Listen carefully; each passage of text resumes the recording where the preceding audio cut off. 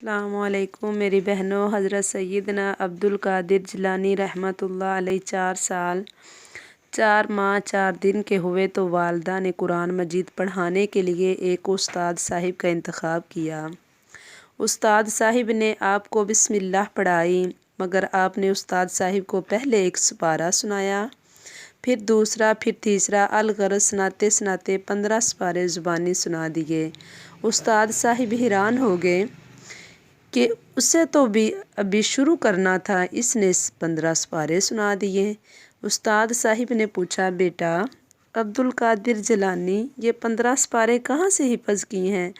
آپ نے جواب دیا، استاد جی، جب میں اپنی ماں کے پیٹ کے اندر تھا تو قرآن سنا کرتا تھا۔ یہ 15 سپارے میں نے اپنی ماں کے پیٹ میں حفظ کیے۔ سبحان اللہ۔ اللہ تعالی ہم سب کو عمل کرنے کی توفیق عطا فرمائے۔ اس ویڈیو کو لائک کریں اور زیادہ سے زیادہ شیئر کریں اور سبسکرائب کرنا نہ بھولیں۔